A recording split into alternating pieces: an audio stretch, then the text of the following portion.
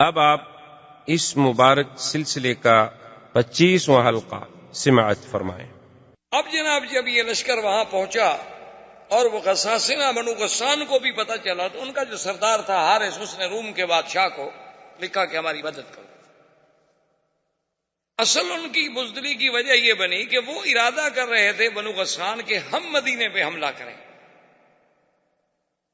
اور اب وہ حیران ہو گئے کہ ہم مدینے پہ کیا حملہ کریں، مدینے سے تو مسلمان ہم پر حملہ کرنے کے لیے چل پڑے ہیں۔ اس نے پھر روم کے بادشاہ کو لکھا کہ ہماری مدد کریں، چونکہ ہم آپ کے حلیف ہیں۔ تو روم کے بادشاہ نے ہرقل کی قیادت میں، ہرقل کے بھائی کی قیادت میں 1,00,000 کا لشکر بھیجا، جس میں 50,000 تو گھوڑ سوار، اور غساسنہ جو تھے ان کے پاس بھی 1,00,000 کا لشکر پہلے سے موجود تھا۔ تو اب آپ اندازہ کریں کہ 3,000 آدمی اور مقابلہ 2,00,000 سے، جن میں 50,000 تو صرف گھوڑ سوار ہیں، اور سر سے لے کر پاؤں تک وہ لوہے کے خودوں میں اور پیتل کے اس پلیٹوں میں چھپے ہوتے تھے کہ بس سوائے آنکھوں کے کچھ نظر ہی نہیں آتا۔ لیکن صحابہ وہ تو قوت ایمان سے لڑنے والی قوم تھی نا، وہ عادات سے لڑنے والی تو قوم ہی نہیں تھی۔ ان کا تو ایک ایمان تھا کہ بھئی مسلمان ہر حال میں کامیاب ہے، اگر آدمی مارا جائے شہید ہو جائے گا، بچ گیا تو غازی بن جائے گا، ہمارا تو گھاٹا کسی حال میں ہوتا ہی نہیں۔ جب گھاٹا ہی نہیں تو ڈرے کیوں؟ ڈرتا تو وہ ہے نا جی کہ اگر مر گیا تو یہاں بھی آگ لگائیں گے اور آگے بھی جہنم کی آگ ہے، وہ تو ڈرے کہ بھی یہاں بھی بہت ذرا پیار کریں گے تو ذرا لکڑی قیمتی رکھ دیں، بڑا آدمی مر جائے گا تو سندل کی لکڑی میں جلا دیں، لیکن جلائیں گے آگ سے۔ تو جب ہم نے اپنی ابتدا خود آگ سے کی ہے تو آگے تو آگ ویسے تیار ہے۔ ان کو تو بڑا مسئلہ ہوتا ہے، وہ تو بڑے گھبراتے ہیں، ڈرتے ہیں کہ اب کیسے کریں، مریں۔ لیکن ایک مسلمان کے دماغ میں تو یہ ہوتا ہے کہ ٹھیک ہے جی، مر گئے تو 1,00,000 کے اور بچ گئے تو 1,25,000 کے، کیا ہے، غازی بن جائیں گے، اور مر گئے شہید ہو گئے۔ اور شہید کا مقام اتنا بلند ہے کہ اللہ فرماتا ہے کہ شہیدوں کو مردہ بھی نہ کرو۔ تو اب جب یہ لشکر وہاں پہنچا تو سب سے پہلے پرچم حضور صلی اللہ علیہ وسلم کے حکم پر حضرت زید نے لیا، اور انہوں نے کہا کہ بھئی اب باتیں کرنے کا وقت تو ہے نہیں۔ ان کو پیغام دیا شریعت کے مطابق جو حضور کا فرمان تھا کہ بھئی 3 چیزیں ہیں ہماری، یا اسلام لے آؤ، یا جزیہ قبول کرو، ہمارے باج گزار بن جاؤ، ہمارے تابع بن جاؤ، اور نہیں تو بیننا و بینکم السیف، پھر تمہارے ہمارے درمیان فیصلہ تلوار کرے گی۔ انہوں نے کہا عجیب لوگ ہیں، 2,00,000 ہمارا لشکر ہے، 3,000 آدمی ہم سے آئے تلوار سے مقابلہ کرنے کے لیے۔ تو انہوں نے اپنے 5-4 ہزار آدمی کو حکم دیا کہ بھئی اب 2,00,000 کو لڑنے کی کیا ضرورت ہے، 3,000 کے مقابلے میں 4,000، 5,000، 6,000 بھیج دو۔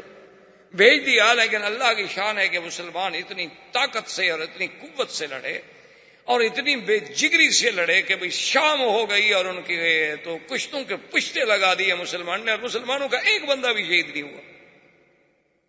جب مغرب ہوئی جنگ ختم ہوگی۔ پہلے دور میں تو یہ ہوتا تھا نا، اب تو ریموٹ کنٹرول سے جنگیں ہوتی ہیں نا، اپنے ملک میں بیٹھو بٹن پہ ہاتھ لگاؤ بات ختم ہو گئی۔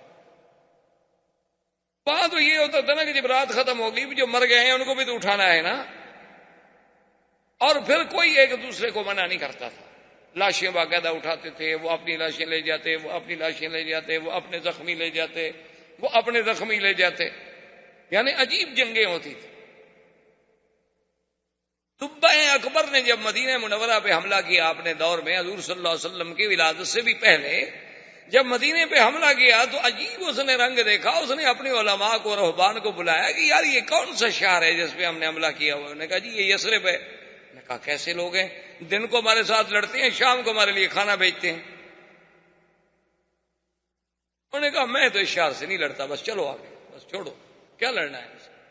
اور شام کو کھانا پکا کے ہماری فوج کے لیے کھانا بھی بھیج دیں گے، تم ہمارے مہمان ہو، اور سارا دن لڑائی کرتے کہ جب تم لڑنے آئے ہو تو ہم لڑنے کے لیے بھی تیار ہیں، لیکن رات ہو گئی آپ روٹی کہاں پکاؤ گے، ہم آخر گھر والے ہیں، ہمارے تو بچے ہیں نا ادھر، کھانا تو ہم بھیجیں گے آپ۔ اس دور میں کچھ لوگوں کے کردار تھے، کچھ روایات تھے۔ اب تو بدقسمتی یہ ہے نا کہ ہم ایک ایسے دور سے گزر رہے ہیں، ہم ایک ایسے عصر میں، ایسے قرن میں آ گئے ہیں کہ بھئی جس کے کوئی روایات ہی نہیں رہے، نہ اخلاق رہا، نہ کردار رہا، نہ روایات رہا، نہ کوئی مردانگی کے اصول رہے، نہ دوستی اور دشمنی کے کوئی ضابطے رہے۔ اب ہم تو بالکل قعر مذلت میں گر چکے، جیسے کہ حالی نے کہا تھا، اے خاصہ اے خاصان رسل، وقت دعا ہے امت پہ تیری آ کے عجب وقت پڑا۔ اب تو ہماری لڑائی ہوتی ہے کرکٹ کے میدان میں فلمی اداکاریں بھیج کر، حسینائیں عالم کے مقابلے۔ کوئی مسلمانوں کا مجھے آپ میگزین یا ایک اخبار دکھائیں جو بغیر عورتوں کے فوٹو کے بکتا ہو، ایک اخبار۔ اور قدرت کی بات دیکھیں کہ ایک صفحے پر روضہ رسول اللہ کا منظر ہوگا اور حضور پاک صلی اللہ علیہ وسلم کی سیرت ہوگی اور کعبۃ اللہ کے دروازے کا منظر ہوگا، اور پچھلا صفحہ کھولو تو اس پہ عورتوں کے فوٹو، اندر کھولو تو فلموں کے اشتہار ہوں گے۔ یہ کون سا مسلمان ہے؟ ہم کیا ہو گیا ہے کہ مسلمان ہو کر وہ عورتیں جو فلموں میں کام کرتی ہیں وہ یہ کہتی ہیں کہ ہم مسلمانوں کی عزت ہیں؟ ہماری عزت اب طوائف ہیں اور کنجر رہ گئے۔ موسیقی ہمارے ہاں عبادت بن چکی ہے۔ کیا ہو گیا ہے لیکن اس زمانے میں کچھ کردار تھا۔ تو خیر جناب، شام ہو گئی، دوسرے دن پھر لڑائی ہوئی، مسلمان نے پھر جناب مارا ان، اور کچھ مسلمان بھی شہید ہوئے لیکن بہت تھوڑے سے۔ 6 دن تک متواتر قتال، اتنا شدید قتال کہ وہ رومی کہتے ہیں ہم نے دنیا میں ایسی لڑائی نہیں دیکھی، مسلمان کہتے ہیں ہم نے بھی ایسی لڑائی نہیں دیکھی۔ اتنا شدید قتال ہوتا ہے۔ اور اسی اثنا میں اب دیکھیں مقام نبوت اور شان نبوت کے حضرت زید رضی اللہ تعالی عنہ شہید۔ اب حضور تو مدینہ منورہ میں ہے اور جنگ موتا میں۔ حضور نے مسجد نبی میں بیٹھ کے فرمایا، صحابہ زید شہید، انا للہ و انا الیہ راجعون۔ حضرت زید شہید ہو گئے، اب پرچم جعفر نے اٹھایا۔ حضرت جعفر رضی اللہ تعالیٰ عنہ اتنی بے جگری سے لڑے کہ دشمن نے ہاتھ مارا تلوار کا، اور آپ کا دایاں ہاتھ کٹ گیا، آپ نے بائیں ہاتھ میں پرچم لے لیا۔ دوسرے نے تلوار کا وار کیا، آپ کا بایاں ہاتھ کٹ گیا، تو آپ نے اپنے سینے کے ساتھ اس کو لگا لیا کہ پرچم نہ گرے محمد رسول اللہ صلی اللہ علیہ وسلم۔ اتنے میں تلوار لگی حضرت جعفر کی، یہ کتف جو تھی یہاں تک نیچے سے کٹ گئی، حضرت جعفر بھی شہید ہو گئے۔ حضور صلی اللہ علیہ وسلم نے دوسری نماز میں جب حرم تشریف لے آئے تو آپ نے فرمایا، استشہد جعفر، میرا جعفر بھی شہید۔ اور حضور حضرت جعفر کے گھر میں تشریف لے گئے اور ان کے بچوں کو بلایا اور سینے سے لگا رہے ہیں، چمٹا رہے ہیں، پیار کر رہے ہیں۔ تو جعفر کی بیوی آ گئی، اس نے کہا، اخبرنی یا رسول اللہ، مجھے بتائیں بات کیا ہے، آپ نے کبھی ایسے نہیں کیا ہمارے بچوں کے ساتھ۔ حضور نے فرمایا، یا بنت استشہد جعفر، جعفر شہید ہو گیا۔ فبقى رسول حضور صلی اللہ علیہ وسلم، اور حضور صلی اللہ علیہ وسلم نے فرمایا، انی اریت، میں دکھلایا گیا ہوں کہ اللہ نے اس کو یاقوت کے دونوں ہاتھ بنا دیے ہیں اور وہ پروں کے ساتھ فرشتوں کے ساتھ جنت میں پرواز کر رہے ہیں۔ حضرت جعفر کے بعد عبداللہ ابن رواحہ نے پرچم لیا، عبداللہ ابن رواحہ بھی شہید۔ اس کے بعد ایک صحابی نے پرچم ویسے پکڑا کچھ دیر کے لیے، اور سامنے حضرت خالد ابن الولید آ گئے، اور یہ اسلام کا پہلا سریہ ہے، پہلا مارکہ ہے جس میں خالد مسلمانوں کی طرف سے شریک ہوا۔ 5 مہینے تو ہوئے تھے ابھی آپ کو اسلام لائے ہوئے۔ خالد ابن الولید رضی اللہ تعالیٰ عنہ کو اس نے کہا کہ دیکھو، میں نے تو پرچم ویسے پکڑ لیا ہے، میں تو کوئی کمان کرنا نہیں جانتا، مہربانی کرو اب مسلمانوں کا پرچم تم لو۔ اس نے کہا، دیکھو حضور پاک نے 3 کا نام لیا تھا، میرا تو نام ہی نہیں لیا۔ اس نے کہا، اس کا مطلب یہ تھوڑا ہے کہ تمہارا بھی نام لیتے، اب کسی نے تو آخر اس پرچم کو لینا ہے نا۔ تو خالد بن ولید نے پرچم لے لیا اور جنگ روک دی، اور وہ پیچھے ہٹ گئے، مسلمان پیچھے ہٹ گئے۔ حضرت خالد نے غور کیا، تدبر کیا کہ ہمارے پاس تو 2500 آدمی رہ گئے ہیں، اور ان کا اگر ہم نے 2500 بھی مار دیا ہو تو 2 لاکھ میں کتنی کم ہو گئے ہیں۔ خالد بن الولید جو تھے رضی اللہ تعالی عنہ، یہ بطل من ابطال الاسلام، اور خدا کی شان ہے کہ جب حضور شام کو عشاء کی نماز کے لیے مسجد میں تشریف لے آئے تو حضور کے چہرے پہ ایک بڑی عجیب سی خوشی تھی، اور آپ نے فرمایا مسلمانوں، میرے تو تینوں جرنیل جو تھے شہید ہو گئے، لیکن اب اس بندے نے پرچم اٹھایا ہے الذی سیف من سیوف اللہ، جو اللہ کی تلوار ہے، اب اس کے ہاتھ میں پرچم، اب مسلمانوں کو کوئی شکست نہیں دے سکتا۔ اور اسلام میں یہ دو مجاہد گزرے ہیں، بطل اسلام گزرے ہیں، ایک خالد بن ولید اور ایک حضرت زبیر بن العوام۔ یہ دو آدمی تھے جو دونوں ہاتھ میں تلوار پکڑ کے دشمن سے مقابلہ کرتے تھے، ورنہ کوئی دنیا کا بہادر کبھی دو ہاتھ سے نہیں لڑتا، ہمیشہ ایک ہاتھ سے لڑتا ہے۔ ایک ہاتھ میں ڈھال ہوتی ہے یا ترس ہوتی ہے یا گھوڑے کی لگام ہوتی ہے۔ یہ دو آدمی تھے صرف جنہوں نے کبھی ایک ہاتھ میں تلوار نہیں پکڑی بلکہ دونوں ہاتھوں میں تلوار لے کے مقابلہ کرتے تھے۔ اور خالد بن ولید کا ماشاءاللہ اتنا قد بھی اتنا اونچا تھا کہ گھوڑے پہ بیٹھتے تو پاؤں ویسے زمین کو لگا لیتے تھے، طویل القامات۔ خالد بن الولید نے یہ کیا، اس نے اپنی فوج کو بدلا، کیونکہ اس زمانے میں اس طرح اصول ہوتا تھا کہ ایک ہوتا تھا میمنہ، دائیں ہاتھ میں فوج رہتی تھی، ایک میسرہ بائیں ہاتھ میں، ایک مقدمہ، ایک مؤخرہ اور ایک قلب، ایک آگے ایک پیچھے اور ایک درمیان۔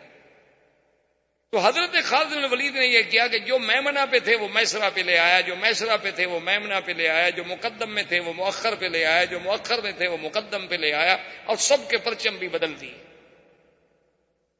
اب جب صبح ہوئی تو رومیوں نے دیکھا، انہوں نے کہا جاءہم المدد من المدینہ، تو مدینے سے فوج اور آ گئی، ہم تو پہلے 3000 سے نہیں لڑ پا رہے تھے، یہ دیکھو پرچم بھی نئے ہیں اور یہ آدمی تو ہم نے کل نہیں دیکھے، یہ تو اور لوگ آ گئے۔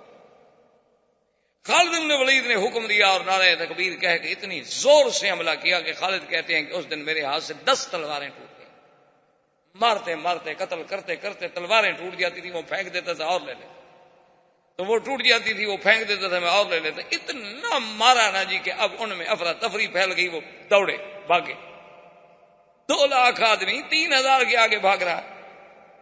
جب انہوں نے بھاگنا شروع کیا تو خالد نے آرڈر کیا اپنی فوج کو کہ پیچھے آؤ پیچھے آؤ پیچھے آؤ، ہٹو۔ اب نے کیا خدا کے بندے کیا کرے، وہ بھاگ رہے ہیں، اس نے کہا وہ بھاگتے بھاگتے بھی رک گئے تو ہم سے زیادہ ہیں، کوئی عقل کرو، اب پیچھے آؤ اور ہٹو، واپس چلو مدینہ۔ اپنی فوج کو سالم لے جانا بھی تو بڑی بات ہے نا۔ حضرت خالد بن ولید اپنی فوج کو پیچھے ہٹاتے رہے۔ اچھا ان کو اللہ پاک نے اتنا روب ڈال دیا تھا خالد کا کہ انہوں نے حملہ کرنے کی ضرورت نہ کی، افراتفری میں بٹ گئے، اس کے بعد جمع ہوتے رہے، 2-3 دن لگے، 2-3 دن میں قافلہ مدینہ منورہ تو بہت دور نکل گیا۔ جب صحابہ کو پتہ چلا کہ مسلمان تو ہزیمت کھا کے واپس آ رہے ہیں تو انہوں نے کہا فرارون فرارون، یہ لوگ ہیں جو بھاگ کے آ رہے ہیں دشمن کے مقابلے پہ۔ عورتوں نے کہا کہ ایسا کرو کہ اگر ہمارا خاوند بھاگ کے آ رہا ہے اور یہ بات سچی ہوگی تو میں اپنے گھر کا دروازہ نہیں کھولوں گی، بزدل آدمی میرا خاوند ہو۔ پہلے لوگ جو تھے وہ تو شجاعت اور بہادری کو عزت سمجھتے تھے، عورتیں بھی۔ جب بالکل مدینہ منورہ پہنچے حضور نے فرمایا نہیں، انہم لیسو فراری، وہ فراری نہیں ہے بل انہم کرارون، وہ تو پیچھے ہٹ کے پھر حملہ کرنے والے لوگوں میں ہیں، وہ بھاگ کے نہیں آ رہے۔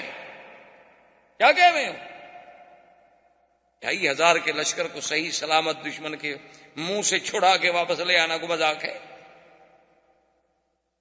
تو خیر یہ لشکر واپس آ گیا، اور اسی اسنا میں حضور صلی اللہ علیہ وسلم نے غزوہ ذات السلاسل کے لیے بنی قضاء پر حملہ کرنے کے لیے آپ نے عمرو بن العاص کو قائد بنایا، حکم دیا کہ ان پہ حملہ کریں۔ عمرو بن العاص جب چلے تو خدا کی شان دیکھو کہ عمرو بن العاص امیر ہیں اور حضرت ابو بکر بھی اس جنگ میں ساتھ ہیں، لیکن ان کو حضور نے امیر نہیں بنایا۔ حضرت عمر بھی ساتھ ہیں، ان کو بھی امیر نہیں بنایا، وہ تابع ہیں عمرو بن العاص کے۔ امتحان ہوتے تھے کہ بھی اللہ کے رسول کے حکم کی کیسے اطاعت ہوتی۔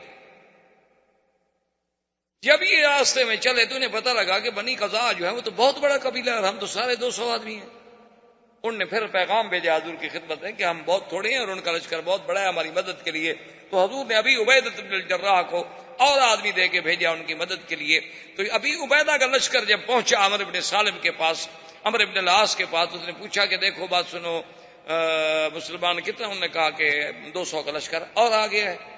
نماز کا وقت آیا تو سب نے کہا کہ ابھی عبیدہ چونکہ زیادہ بڑے تھے نا صحابیت میں کہ وہ نماز پڑھائے. عمرو بن العاص نے کہا کہ نہیں, وہ کیوں نماز پڑھائے؟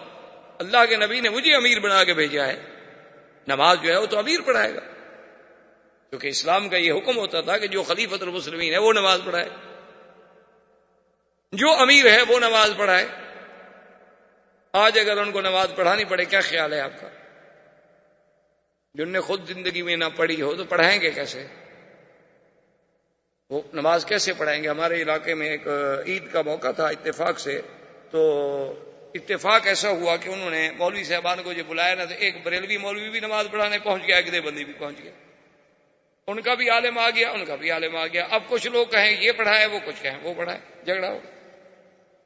تو وہاں ایک پیر صاحب تھے, بڑے بجی شکل, خوبصورت ماشاءاللہ, اور بڑے بہت بڑے ان کے مریدین بھی تھے, اور بڑا ان کا وقار بھی تھا, سیاسی بھی, زمیندارہ بھی, بہت بڑے جاگیردار بھی تھے. تو وہ جب آ گئے تو لوگوں نے کہا کہ اچھا ایسا کرو گے, جھگڑا نہ کرو. اب وہ مولوی اس کے پیچھے نہیں پڑتا, وہ مولوی اس کے پیچھے نہیں پڑتا, تو سید بھی ہیں, آل رسول بھی ہیں, پیر بھی ہیں, ان کو منت کرتے ہیں کہ یہ عید پڑھا دیں. تو سب لوگ ان کے پاس آ گئے, انہوں نے کہا کہ جی ہم نے فیصلہ کیا ہے لڑائی نہ ہو, آپ عید پڑھا دیں. اب پیر صاحب کہیں کہ نہیں بھائی نہیں, ہے مولوی صاحبان میں سے کسی کے پیچھے پڑھ لو. لوگ کہیں کہ نہیں حضرت آپ پڑھائیں. لوگ کہیں دیکھو جی پیر صاحب کتنا متواضع آدمی, اصل پیر نے کبھی عید پڑھائی ہو تو پڑھائے نا, اس کے لیے تو مصیبت آ گئی, پڑھاؤں کیا؟ اس بیچارے کے لیے تو عذاب آ گیا نا. وہ کہ نہیں جی نہیں حضرت, یہ علماء ہیں ان کا. انہوں نے کہا نہیں حضرت, آپ آل رسول ہیں, سید ہیں, جہاں سید موجود ہو, قریشی موجود ہو, اور امام کیسے بن سکتا ہے؟ اب حضرت نے عید کے بجائے جنازہ پڑھا دیا, جو حضرت کو آتا تھا. اب سلام پھیر کے لوگ بیٹھے ہوئے ہیں کہ یہ تو نئی عید ہے, اس کی تکبیریں بھی الگ ہیں, اس کے بعد جناب یہ ہے کہ نہ کوئی خطبہ ہے نہ کوئی بات ہے, یہ کون سی عید ہے؟ تو انہوں نے کہا کہ حضرت نے کہا بس ان دو حضرات کے اختلاف کا میرے ذہن پہ اتنا اثر ہوا کہ میں یہ سمجھ نہیں آیا کہ میں نے کیا پڑھا ہے, بہتر ہے کہ پھر عید پڑھ لوں. تو پھر بریلویوں نے بریلویوں کے پیچھے پڑی, دیوبندیوں نے دیوبندیوں نے, ایک میدان میں 3 عیدیں ہو رہی.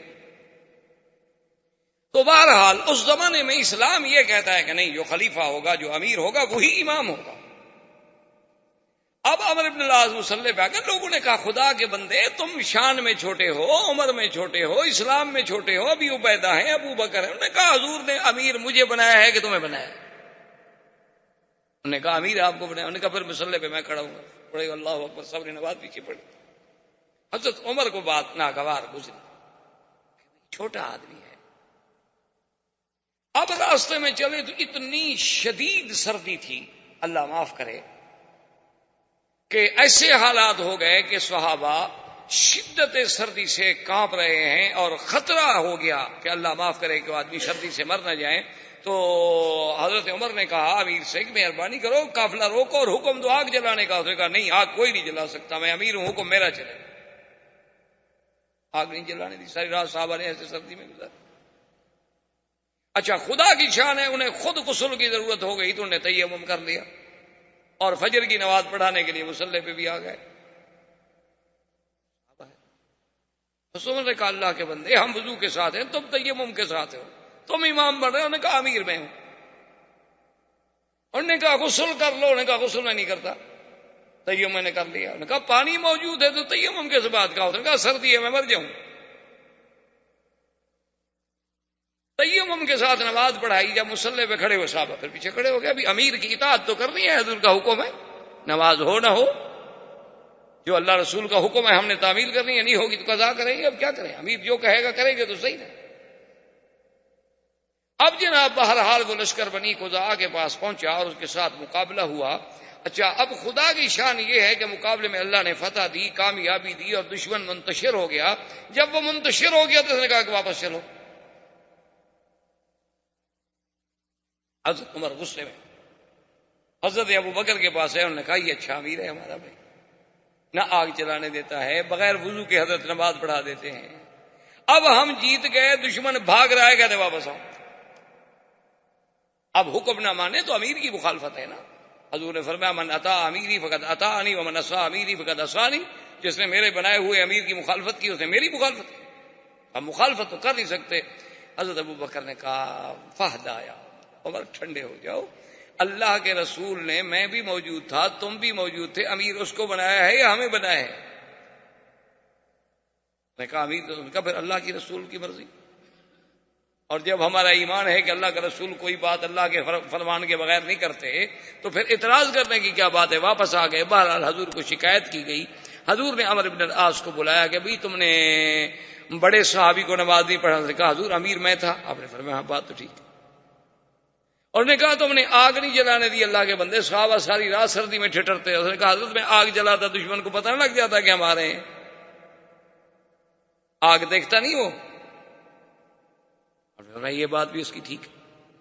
اس نے کہا اچھا پھر یہ ہے کہ تم نے تیمم کر کے نماز پڑھا دی، پانی موجود تھا، اس نے کہا آپ فرماتے ہیں کہ اپنے آپ کو ہلاکت میں نہ ڈالو، حضرت اتنی سردی میں اگر غسل کرتا میں تو مر جاتا، تو امیر کیسے بنتا؟ آپ نے فرمایا یہ جواب بھی اس کا ٹھیک۔ جب حضور نے فرمایا کہ اچھا جب بنو قذا پہ تم نے قابو پا لیا، وہ فرار ہو گئے اللہ کے بندے، تم نے اپنے لشکر کو حکم دے دیا کہ واپس مدینے چلو، اس نے کہا حضور ان کی مدد کے لیے فلاں جگہ سے لشکر چل پڑا تھا، اب اگر ہم رکتے تو ہم پہ حملہ کر کے کامیاب ہو جاتے، ہم جیت گئے، ان کو شکست دی، خیریت سے مدینے بھی آ گئے۔ اس نے فرمایا بھی بات تو اس کی ٹھیک ہے۔ حضور نے اس کی ساری باتیں تسلیم کر لی اور حضرت عمر اور صحابہ سے کہا کہ بھئی بات اس کی بالکل صحیح ہے، اور وہ جو کچھ کہہ رہا ہے کہہ صحیح رہا، تو لہٰذا اس کی بات جو ہے مان۔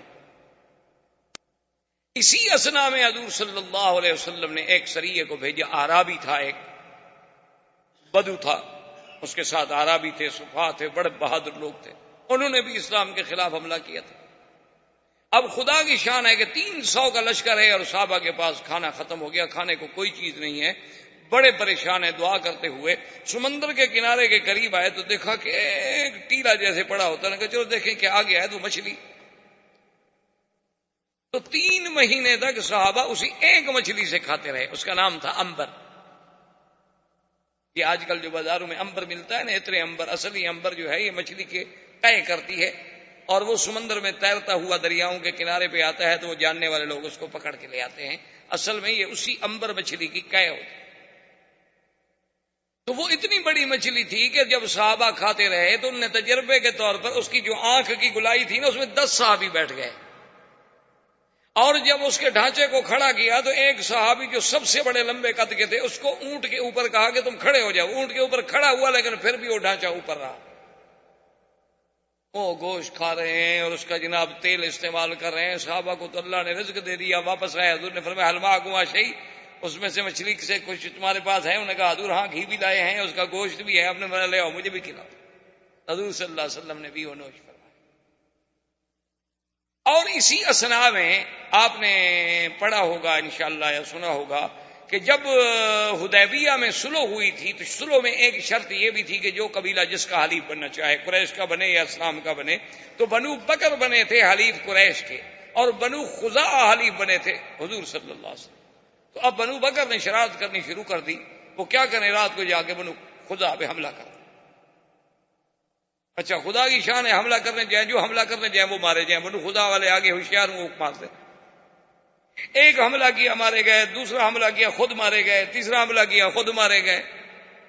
اب بنو بکر جو تھے وہ اکٹھے ہو کے قریش کے پاس آئے، اور اسی سہیل ابن عمرو، وہ جو صلح لکھنے والا شخص، ابو سفیان، سہیل ابن عمرو، حارث ابن ہشام، ان کے پاس آئے دارالندوہ میں، انہوں نے کہا کہ دیکھو ہم آپ کے حلیف ہیں اور بنو خزاعہ والوں نے تو ہمارے اتنے بندے مار دیے ہیں۔ انہوں نے کہا کہ دیکھو انہوں نے تو نہیں مار دیے، حملہ تو تم نے کیا ہے۔ انہوں نے کہا ہم نے حملہ کیا، کچھ کیا، لیکن بندے ہمارے مارے گئے، ہم نے بدلہ لینا ہے، تم ہمارے حلیف ہو، ہماری مدد کرو۔ انہوں نے کہا اچھا یہ بات راز میں رکھو، کہیں حضور صلی اللہ علیہ وسلم تک مدینے میں نہ پہنچ جائے، چونکہ ہمارا تو معاہدہ ہے کہ لڑائی نہیں کرنی، لیکن ہم تمہاری مدد کریں گے۔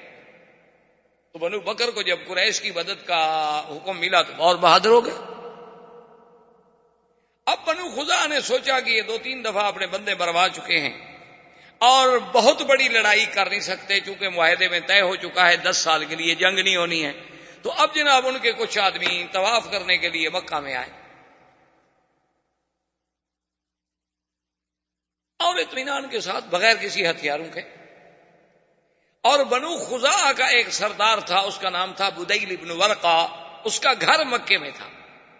بنو خزاعہ کا قبیلہ تو باہر رہتے تھے لیکن اس کا ایک گھر مکے میں بھی تھا، جب وہ مکے میں ہوتا تو اپنے گھر میں رہتا۔ یہ آدمی بیچارے آئے، ابھی یہ حرم میں داخل ہوئے اور بنو بکر نے قریش کے ساتھ مل کے حملہ کر دیا۔ جب حملہ کر دیا تو قریب کیا کریں، وہ تو بالکل نہاتے ہیں. وہ دوڑے اور بدیل ابن ورقہ اپنے سردار کے گھر پہنچے کہ بھئی وہاں جائیں، کم از کم ہمیں اس کے گھر میں پناہ مل جائے گی، اندر کوئی ہمیں ہتھیار مل جائیں گے. آگے آئے، خدا کی شان ہے، دروازہ بند ہے، وہ دروازہ بھی نہ کھلا. وہاں سے بھاگے، وہ حرم میں داخل ہو گئے.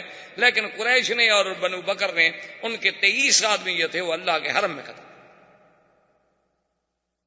حالانکہ حرم میں تو کافر بھی نہیں لڑتے تھے. بہرحال جب وہ قتل ہو گئے، بنو خزاعہ کو پتہ چلا. بنو خزاعہ نے قریش سے کہا کہ بھی یہ تو غدر ہے، ہمارا فیصلہ کر. دار الندوہ میں اجتماع ہوا. ایک آدمی تھے عبداللہ ابن سعد ابن ابی السرح، یہ پہلے مسلمان ہو گیا، حضور کا کاتب تھا، وحی بھی لکھتا تھا، قرآن بھی لکھتا تھا. بعد میں یہ مرتد ہو کے بھاگ آیا، مکے آ گیا. وہ بھی موجود تھا. اس نے کہا دیکھو بات سنو، میں چونکہ مسلمانوں کے ساتھ رہا ہوں اور اللہ کے نبی کے ساتھ رہا ہوں، میں جتنے احوال کو جانتا ہوں تم نہیں جانتے ہو. میری اگر مشورہ مانتے ہو تو 3 باتیں ہیں، ان 3 میں سے کوئی ایک بات مانو. انہوں نے کہا کیا بات؟ انہوں نے کہا بات یہ ہے کہ تم نے عہد توڑا ہے. یہ عہد ہے کہ بھئی کوئی آدمی اب قریش اور حضور صلی اللہ علیہ وسلم کی جنگ نہیں ہوگی، اور جو حضور کا حلیف ہے وہ حضور کے ساتھ، جو تمہارا حلیف ہے تمہارے ساتھ. تو اس حلیف پر بھی اگر جنگ ہوگی تو وہ گویا مدینے والوں پر جنگ تصور ہوگی، اور تم نے بنو خزاعہ پہ حملہ کیا ہے، یہ تو اچھا نہیں. اور پھر اس سے بڑا کوئی جرم ہے کہ تم نے وہ حرم میں بھاگے بیچارے، تم نے حرم میں بھی قتل کر دیا. اب 3 باتیں ہیں، یا تو ایسا کرو کہ ان کے 23 آدمی مارے گئے ہیں، بنو بکر والوں میں بھی پیسے والے ہیں، تم بھی سردار ہو، پیسے اکٹھے کر کے ان کو دیت دے دو اور معافی مانگ لو کہ 23 آدمی کی دیت ہم دیتے ہیں. انہوں نے کہا نہیں، یہ تو کمزوری والی بات ہوئی نا کہ پھر ہم جائیں اور معافی مانگیں اور دیت ادا کریں. انہوں نے کہا اچھا اگر یہ نہیں کرتے ہو تو پھر ایسا کرو کہ بنو خزاعہ اور بنو بکر ان دونوں سے کہو کہ آج کے بعد تم دونوں لڑو، مرو، بچو، جہنم میں جاؤ، ہم تمہاری کوئی مدد نہیں کریں گے. اور مدینے پیغام دے دو کہ جناب ان کی لڑائی ہوگی لیکن ہم نے جواب دے دیا، ہم اپنے حلیف کی مدد نہیں کر رہے، آپ بھی اپنے حلیف کی مدد نہ کریں. تو یہ ایک معقول بات ہوگی اور حضور مان لیں گے. انہوں نے کہا کہ ہمارے حلیف ہیں، ہم ان کو چھوڑ تو نہیں سکتے.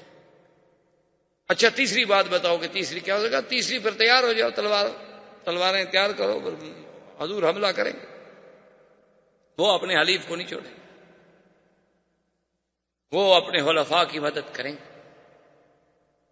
انہوں نے کہا اچھا ٹھیک ہے بھائی دیکھا جائے گا.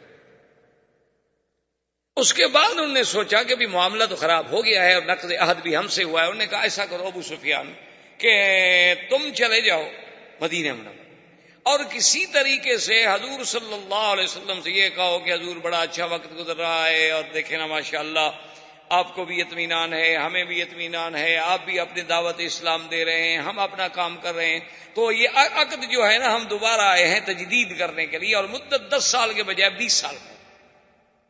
ہم چاہتے ہیں آپ کی صلح ہماری اور قائم رہے. اور اگر حضور نے تجدید عہد کر دی اور مدت بڑھا دی اور دستخط کر دیے تو پھر حملہ نہیں کریں گے، کیونکہ تازہ عقد تجدید ہو گیا. اگر وہ بنو خزاعہ کا بدلہ لیتے تو عقد تجدید نہ کریں. عقد تجدید ہو گیا تو اب بنو خزاعہ کا کیسے مدد کریں گے؟ انہوں نے کہا کہ ہاں تلک المکیدہ، یہ ہے چال، اگر اس میں ہم کامیاب ہو جائیں تو پھر تو کام بن سکتا. ابو سفیان کو انہوں نے کہا کہ چونکہ مکے کے سردار تم ہو، یہ کام تم کر سکتے ہو، اور تو کوئی چھوٹا موٹا آدمی تو کر نہیں سکتا. حضور ہر کسی کی بات تھوڑی سنیں گے. ابو سفیان چل پڑا مدینہ شریف کے لیے. اور انہوں نے کہا کہ ابو سفیان یہ کام جلدی کرو، حضور کو کہیں یہ پتہ بھی نہ لگ جائے کہ ہم نے بنو بکر کے ساتھ مل کے بنو خزاعہ کو نقصان پہنچایا ہے. لیکن بنو خزاعہ والوں نے، ایک ان کا شاعر تھا سالم ابن عمر، اس کو بھیجا کہ تم فوراً مدینے پہنچو اور حضور کو خبر دو کہ ہمارے ساتھ یہ ہو گیا. سالم ابن عمر نے تو جی ایسے سفر کیا، حالانکہ وہ شاعر آدمی تھا لیکن اپنی قوم کا درد تو ہر کسی کو ہوتا ہے نا جی. وہ رات اور دن اپنا اونٹ دوڑاتا رہا، آرام تک نہیں کیا. وہ تو جو 6 دن کا سفر تھا نا 3 دن میں کر کے مدینے میں پہنچ گیا. حضور بیٹھے ہوئے تھے مدینہ مسجد نبوی میں، صحابہ بیٹھے ہیں، تو آیا رونا شروع کیا اور اس نے مرثیہ پڑا اپنی قوم کا کہ میرے جوان کیسے ان کی لاشیں حرم میں پھڑک رہی ہیں، 23 سر کٹے ہوئے ہیں اور 23 انسانوں کے ٹکڑے جو ہیں اللہ کے حرم میں بکھرے پڑے ہیں، اور قریش جو ہیں وہ بنو بکر کی مدد میں ہیں اور ہم لاوارث ہو گئے، ہمیں ہمارے حلفاء جو ہیں پوچھتے نہیں. اس نے ایسے انداز میں شعر پڑھے، حضور صلی اللہ علیہ وسلم کو بھی جوش آ گیا. آپ نے فرمایا نصرت یا سالم، نصرت یا سالم، نصرت یا سالم، سالم تمہاری امداد ہوگی، فکر نہ کرو، اللہ کا نبی تمہاری مدد کرے گا.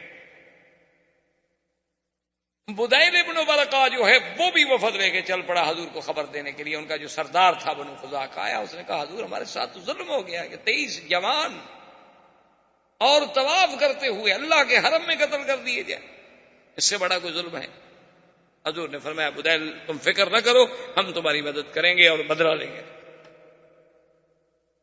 ابو سفیان جا رہا ہے اور بدیل ابن ورقہ واپس آ رہا ہے مدینے سے. ابو سفیان نے ایک دوسرے کو ملے، اس نے کہا بدیل کیا حال ہے، خیریت ہے، کہاں گئے تھے، مدینہ گئے تھے؟ اس نے کہا نہیں مدینہ تو ہم نہیں گئے. کہاں گئے؟ انہوں نے کہا یہ مدینہ منورہ کی ایک طرف اور ایک قبیلہ تھا کہ وہاں میرے رشتہ دار ہیں، میں تو وہاں گیا تھا اور وہاں سے واپس. اس نے چھپایا کہ میں یہ نہ بتاؤں کہ حضور کو میں ابھی کہہ کے آ رہا ہوں. اس نے کہا تو مدینہ میں گئے بھی نہیں؟ انہوں نے کہا مدینہ میں نہیں گئے. بھائی میں اگر جاتا مدینہ تم سے کوئی ڈرنے کی بات ہے میں تمہیں بتا دیتا کہ میں مدینہ گیا تھا. خیر ابو سفیان نے بھی وہاں رات گزاری، بدیل بن ورقہ نے بھی وہاں رات گزاری. منزل تھی صبح کو بدیل بن ورقہ مکے کی طرف چل پڑا اور ابو سفیان نے اپنے جو ساتھی ساتھ تھے ان کو کہا کہ ٹھہرو، جا کے ان کے اونٹ جو ہے نا ان کی جہاں لید پڑی ہو نا وہ لید اٹھا کے لے آؤ. وہ لید اٹھا کے لے آئے تو ابو سفیان نے کہا اس کو توڑو، اس کے اندر کھجور ہے، کھجور کی گٹھلی ہے. جب توڑا تو کھجور کی گٹھلی نے کہا ہاں بدیل بن ورقہ مدینے گیا تھا، کھجوریں صرف مدینے والے اونٹوں کو کھلاتے ہیں اور کوئی قبیلہ نہیں کھلاتا، چونکہ ان کے پاس کھجور بہت ہوتی ہے اونٹوں کو بھی کھلا دیتے ہیں. اس کا مطلب ہے کہ حضور کو اطلاع پہنچ گئی. اب یہ نہیں ہے کہ میں اندھیرے میں رکھ سکوں، حضور کو پتہ چل گیا ہے کہ بنو بکر نے کیا کیا. خیر بہرحال اس نے کہا کہ اب حل کوئی نہیں، اب سیدھا تو مجھے نہیں جانا چاہیے مدینہ منورہ میں حضور کی خدمت میں. پہلے ایسا کیوں نہ کروں کہ میں اپنی بیٹی کے گھر حبیبہ کے گھر میں جاؤں اور اپنی بیٹی جو ہے وہ حضور کی بیوی ہیں، امہات المومنین ہیں، ان کو تیار کروں کہ کوئی تھوڑی سی فضا تو ہموار کرے نا حضور سے بات کرنے کی. ابو سفیان سردار تھا، سمجھدار آدمی تھا. جب آیا ام حبیبہ نے سلام کیا، استقبال کیا، اور وہاں جو ایک فراش کیا ہوتا تھا، ایک ٹاٹ کا ٹکڑا تھا جو حضور کے لیے بچھایا جاتا تھا، وہ بچھا ہوا تھا، اس پہ بیٹھنے لگا ابو سفیان. تو اس نے جلدی جلدی سے فراش اٹھا لیا، جلدی سے کھینچا اور لپیٹ لیا. ابو سفیان نے دیکھا اچھا اچھا اچھا، کیونکہ یہ فراش اصل میں پرانا ہے اور کم قیمت ہے اور یہ مکے کے سردار کے نیچے بچھانے کے قابل نہیں ہے، اس لیے اٹھا رہی ہو تاکہ کوئی اور اچھا فراش میرے لیے بچھانا چاہتی ہے. اس نے کہا نہیں، ھذا فراش رسول اللہ وانت نجس. اس نے کہا یہ میرے مدنی محمد مصطفیٰ کا بستر ہے اور تم مشرک ہو، پلید ہو، اللہ کے نبی کے بستر پہ نہیں بیٹھ سکتے. آج ہماری بیٹیوں میں بھی اسلام کی ایسی غیرت ہے، جنہوں نے مونالیزا اور ڈیانا پڑھنی ہو، اس میں کیا غیرت آئے گی بھائی؟ وہ تو وہی سیکھیں گی نا جو کچھ ان کا کردار تھا، وہ بھی وہی سیکھیں گے کہ ہوٹلوں میں کیسے رہتے ہیں، گاڑیوں میں کیسے جاتے ہیں، شراب کیسے پی جاتی ہے، شیمپین کے دور کیسے چلتے ہیں. انہوں نے تو پھر وہی سیکھنا ہے نا جن کی وہ متبع ہیں، جن کی اقتداء کر رہی ہے. ام حبیبہ ہے، اس نے کہا ام حبیبہ اصابک شر من بعدی، مجھ سے دور ہو کر تیرا اخلاق بھی بگڑ گیا. اس نے کہا اخلاق کی بات نہیں، اب تمہارے اور ہمارے درمیان میں اسلام اور کفر کی دیوار ہے. میں سب سے پہلے حضور سے پوچھوں گی، ورنہ تو میرے گھر میں بیٹھ بھی نہیں سکتے، کھانا بھی نہیں کھا سکتے، رہ بھی نہیں سکتے جب تک مجھے حضور اجازت نہ دے. تو مشرک ہو، ہم مسلمان ہیں، اب باپ بیٹی کا کیا رشتہ؟ حضور کی خدمت میں حضور نے فرمایا سلی آپ، تمہارا باپ ہے، احترام کرو، کھانا کھلاؤ، دعوت دو. یہ ٹھیک ہے، کافر ہے تو کافر ہے، تمہارا تو باپ ہے نا. خیر بہرحال اس کے بعد ابو سفیان آیا، حضور سے ملا. حضور نے فرمایا ہاں ابو سفیان ما جاء بک، کیسے آیا؟ اس نے کہا حضور آپ کا اور ہمارا ماشاءاللہ دیکھیں کیسا خوبصورت وقت گزر رہا ہے اور بڑی تمام قبائل مطمئن ہیں اور لوگ مطمئن ہیں، اللہ کا کعبہ آباد ہے، ہم بڑے مزے میں ہیں، آرام سے تجارت ہو رہی ہے. اور آپ کی دیکھیں بادشاہوں کو، ہرقل کو بحرین میں، عمان میں، ہر جگہ دعوت جا رہی ہے. ہم اس لیے آئے ہیں کہ عقد تجدید فرما دیں اور مدت بھی 10 سال کے لیے بڑھا دیں، ہم تو اس لیے حاضر ہوئے ہیں. حضور نے فرمایا لا نخون ولا نغدر یا ابی سفیان، ابو سفیان ہم نہ تو کبھی خیانت کرتے ہیں اور نہ اپنے عہد میں کبھی غدر کرتے ہیں. اب یہ عہد تجدید نہیں ہو سکتا. انہوں نے کہا حضور کیا کہہ رہے ہیں، کمال ہے آپ کی، ہمارے تو کوئی شکایت نہیں ہے. اس نے کہا ما فعلتم ببنی خزاعہ، ابو سفیان تم نے بنو خزاعہ کے ساتھ کیا کیا؟ اللہ کے حرم کا بھی لحاظ نہیں کیا اور پھر عقد بھی تجدید کرانا چاہتے ہو. جان کے تو پاؤں کے نیچے زمین نکل گئی. اس نے کہا اب کیا ہو سکتا، حضور کو تو پورا پتہ ہے. ابو سفیان بھاگا حضرت ابو بکر کی خدمت نے کہا ابو بکر انت سید القوم، تم بھی تو سردار، افعل خیرا لک الشرف الى آخر الدہر. ابو بکر مہربانی کرو تم معاہدے پہ سلو کے دستخط کر دو، حضور نہیں کرتے نہ کریں. تم بھی تو سردار ہو نا، تم بھی تو مسلمانوں کے بڑے ہو، تمہارا قریش پہ احسان ہو جائے گا سلو، اور قیامت تک یاد کیا جائے گا کہ ابو بکر سلو کل آدمی تھا کہ چلو اللہ کے نبی نے نہیں ماننے. کہا ابو سفیان کیا کہہ رہے، حضور نے دستخط نہیں کیے میں کر دوں؟ کیا کہہ رہے ہو، عقل سے بات کرو. فذهب الى عمر، حضرت عمر کی خدمت میں آ گیا. حضرت عمر نے کہا یہی بڑی بات نہیں کہ میں تمہیں کچھ نہیں کہہ رہا.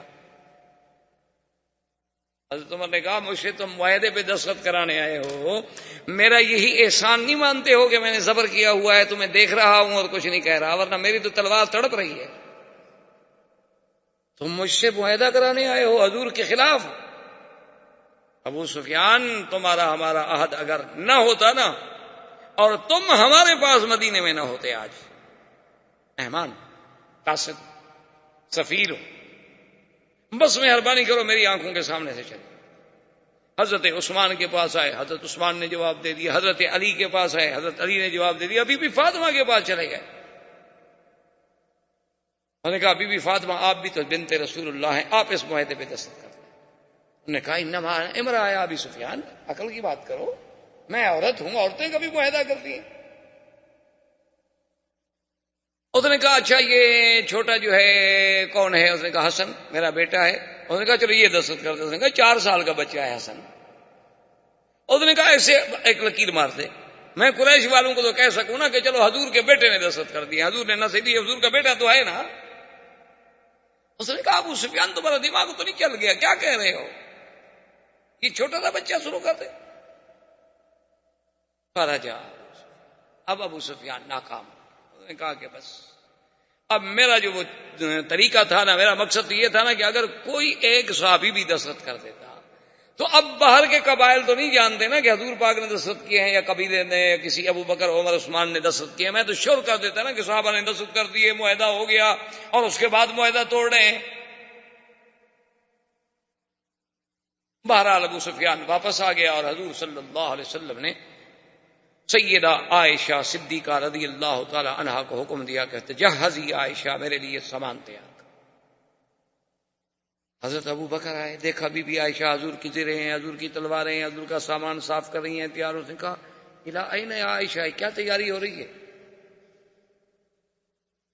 اس نے کہا لا عالم یا ابت، حالانکہ اس کو پتا تھا لیکن راز ہے رسول اللہ کا، بیٹی اپنے باپ کو بھی نہیں بتا رہی. کہا اللہ کے نبی کا راز. انہوں نے کہا ابا جان مجھے نہیں پتا. حضور صلی اللہ علیہ وسلم نے بڑے بڑے صحابہ کو حکم دیا کہ بھی تیاری کرو، لیکن یہ کسی کو پتا نہیں کہ کہاں جانا.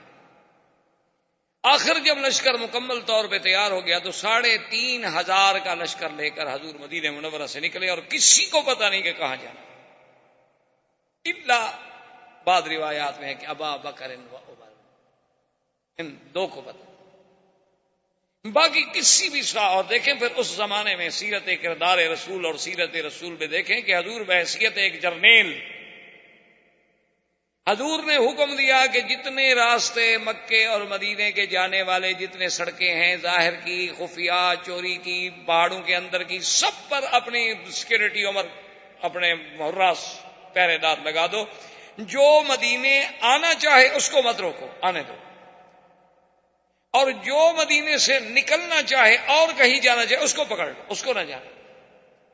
اکثر یہ تھا کہ جو باہر سے مدینے آ رہا ہے تو آ جائے اپنا کام کرے، لیکن جو مدینے سے نکل رہا ہے وہ کہیں مکے والوں کو جا کے بتا نہ دے کہ لشکر تیار ہو کے آ رہا ہے. سارے راستوں پہ حضور نے پیرے بٹھا دیے، اور اسی اسنا میں حضور پاک نے فرمایا یا علی، حضرت علی حاضر نے فرمایا زبیر بن العوام نے کہا حاضر یا رسول اللہ، انہوں نے فرمایا فاتوا روضۃ خاخ فإن بها ضعینۃ ومعها کتاب، کہ فلاں خفیہ راستے سے روضہ خاخ پہ پہنچو جلدی، وہاں ایک اونٹنی پہ ایک عورت جا رہی ہے، اس کے پاس ایک خط ہے جو مکے والوں کے پاس لے کے جا رہی ہے ہمارے خلاف، اس عورت کو بھی اور خط کو برآمد کر کے پیش کر۔ حضرت علی اور حضرت زبیر العوام نے اپنے ساتھی لیے اور گھوڑے دوڑائے اور دوڑ پڑے، اور وہ اونٹنی پہ جا رہی تھی، یہ گھوڑوں کا سفر تھا ماشاءاللہ، اور پھر گھوڑے دوڑانے والا بھی زبیر اور حضرت علی ہو تو گئے تو اسی جگہ روضہ خاک پہ وہ اونٹنی پہ جا رہی ہے، ایک عورت جا کے پکڑا، عقیفی ٹھہر جاؤ۔ یہ عورت بھی طوائف تھی، اناق اس کا نام تھا۔ جیسے بت پرستی بہت پرانی ہے نا، اسی طرح طوائف پرستی بھی بہت پرانی ہے، یہ بھی ابتدا سے ہے۔ تو اس کا نام اناق تھا، اور یہ بظاہر مدینہ منورہ میں آئی تھی مدد لینے کے لیے، حتیٰ کہ حضور کی خدمت میں بھی آ گئی۔ حضور نے فرمایا تم ادھر کیا کر رہی ہو؟ اس نے کہا رسول اللہ قتل رؤساء قریش، بڑے بڑے سردار جو تھے وہ تو بدر میں مارے گئے، اب ہم لوگ بھوکے مر رہے ہیں، کیا کریں، میں مدد کے لیے آئی ہوں، کیونکہ ہم لوگوں کو تو پیسہ سردار ہی دیتے تھے نا، وہ تو مر گئے۔ تو آپ نے کہا، حضرت نے کہا ماں کے کتاب تمہارے پاس ایک خط ہے؟ اس نے کہا لیس معی کتاب، میرے پاس کوئی خط نہیں۔ آپ نے فرمایا لا ماں کی کتاب، انہوں نے کہا میرے پاس کوئی خط نہیں۔ ہم نے کہا فتش، سامان کھولو، سامان کھولا، سارا سامان تلاش کیا، ایک ایک چیز ڈھونڈ نکالی، خط کوئی نہیں۔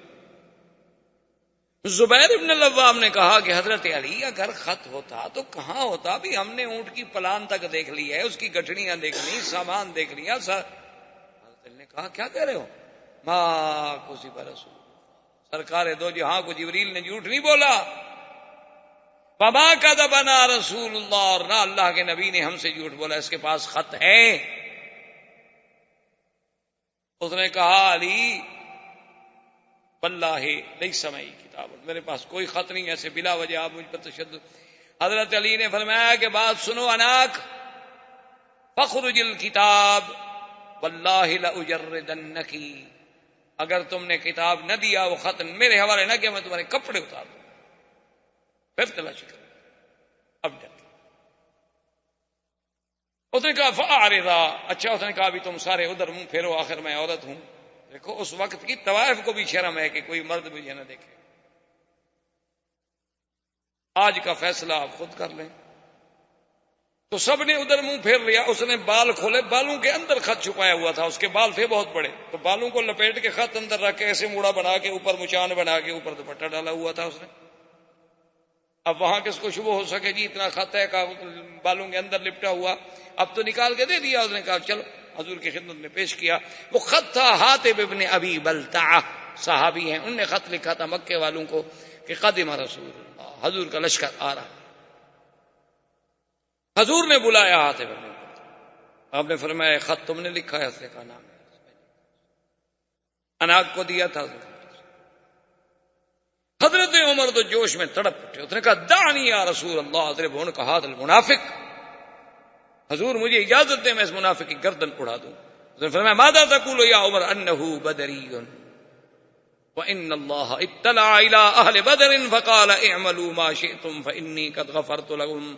یا عمر کیا کہہ رہے ہو، یہ تو میرا بدری صحابی ہے، اور بدر والوں کے بارے میں تو اللہ کہہ چکے ہیں کہ جو کرو میں نے معاف کر دیا، تم کیسے قتل کر سکتے ہو اس کو؟ کہا حاتم کیوں لکھا تم نے؟ اس نے کہا یا رسول اللہ میرے بچے وہاں ہیں اور میرا کوئی نہیں ہے، واللہ خدا کی قسم ہے مجھے یقین ہے کہ اللہ آپ کی مدد کریں گے اور آپ کو فتح ہوگی۔ میں نے کہا خط کی ذریعے اطلاع دے کر قریشیوں پر میرا احسان ہو جائے گا تو میرے بچوں کا ذرا خیال کر لیں گے، میری بچوں کا لحاظ کر لیں گے، ان کو مدینے آنے دیں گے، اس کے علاوہ میرا کوئی مقصد نہیں تھا۔ انہوں نے فرمایا صدق، حاتم نے سچ کہا ہے، چھوڑ۔ حضور صلی اللہ علیہ وسلم کا قافلہ چلا تو اقرع ابن حابس التمیمی، بنو تمیم کا آدمی ہے، وہ پورے قبیلے کو لے کے آیا مسلمان۔ ابھی ماشاءاللہ حضور اس کی خوشی منا رہے تھے کہ اس کے بعد بنو سلیم جو ہیں 1000 گھوڑ سوار مسلح ہو کے آئے، انہوں نے کہا اشہدو اللہ الہ الا اللہ، حضور ہم کلمہ پڑھ چکے۔ اور پھر وہ اپنا عیینت ابن حصن جو تھا بنو غطفان کا، وہ احمق المتا، وہ آ گیا، اس نے کہا حضور اشہد اللہ الہ الا اللہ، یعنی ابھی حضور راستے میں ہے 10,000 کا لشکر. مدینے سے چلے تھے تو 3,500 تھے، ابھی 2-4 منزلیں حضور نے طے فرمائی ہیں اور قبیلے دوڑے آ رہے.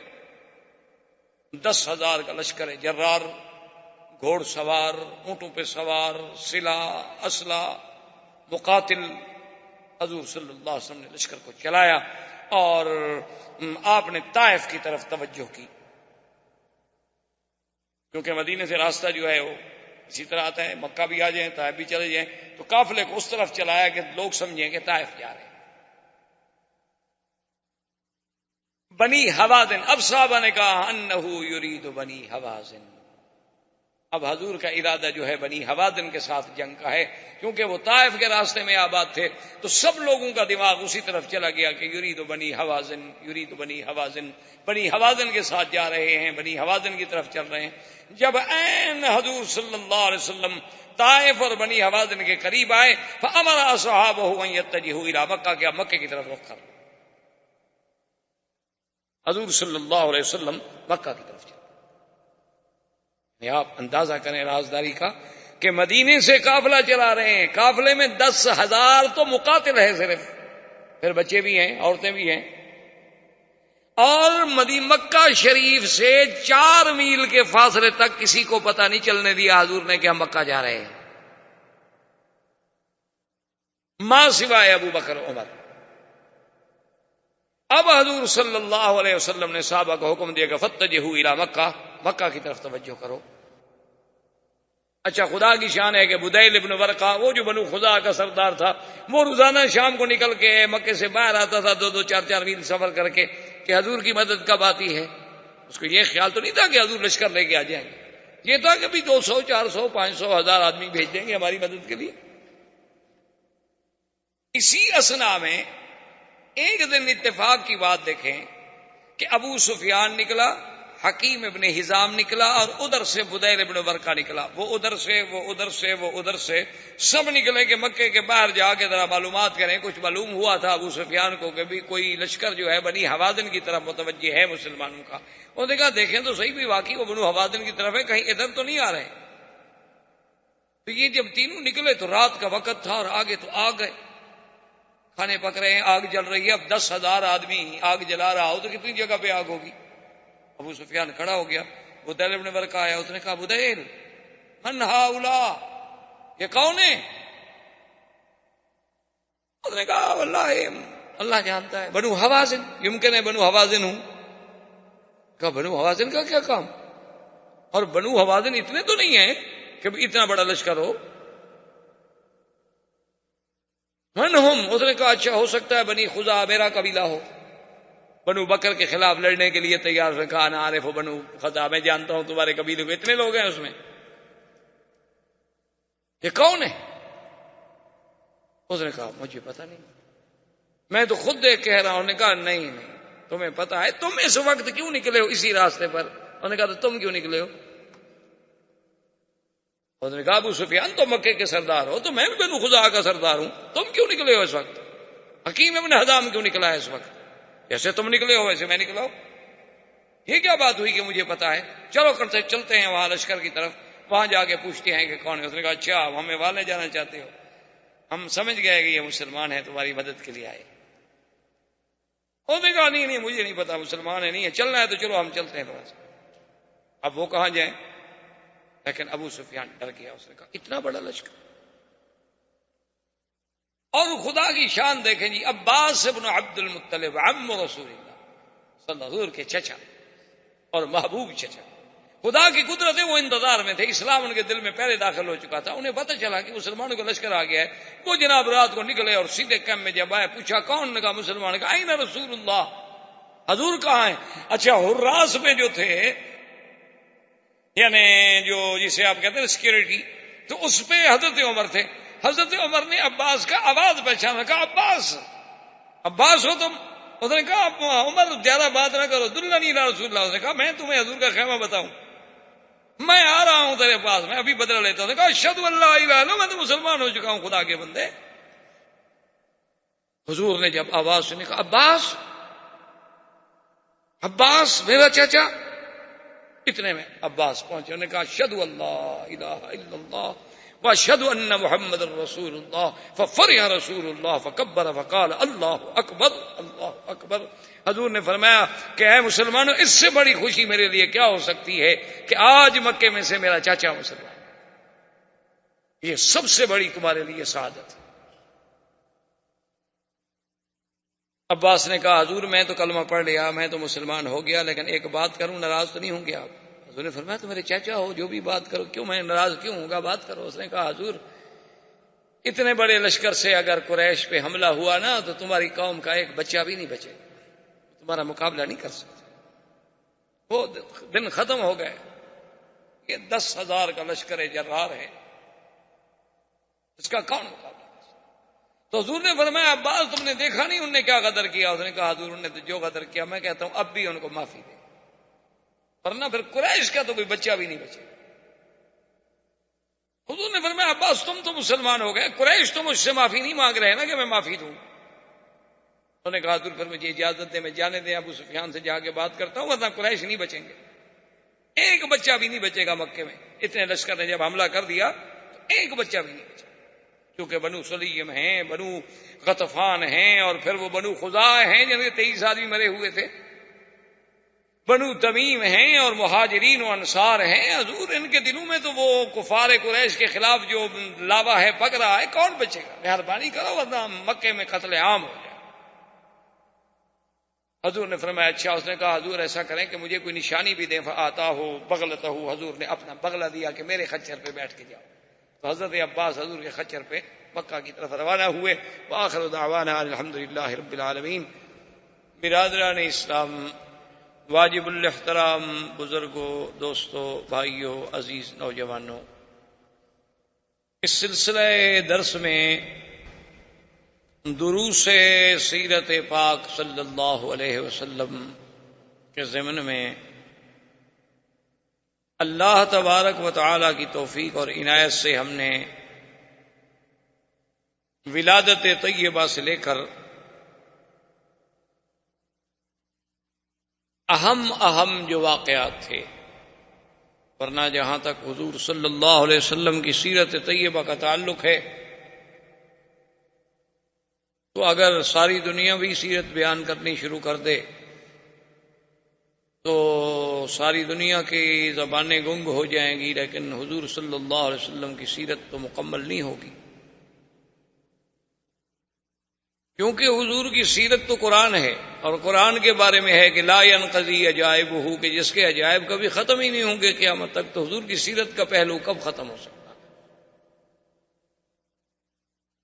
یہ تو صرف یہ بات ہوتی ہے کہ ہم کچھ دروس، کچھ اہم واقعات صلی اللہ علیہ وسلم کے چن کر اپنے اپنے علمی بساط کے مطابق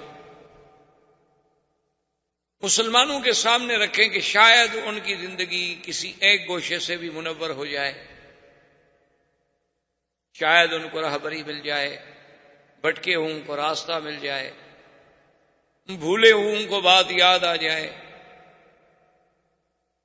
تو اس ضمن میں ہم پہنچے تھے حضور صلی اللہ علیہ وسلم جب مکہ کے لیے فتح مکہ کے موقع پر تشریف لائے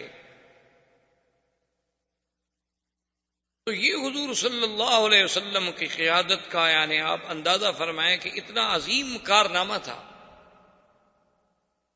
کہ حضور صلی اللہ علیہ وسلم جب کوئی سفر فرماتے تھے تو کبھی اپنے اصحاب کو بھی خبر نہیں دیتے تھے کہ ہم نے کہاں سفر کرنا ہے، کہاں جانا ہے، اور ہمارا منزل مقصود جو ہے، ٹارگٹ جو ہے وہ کیا ہے.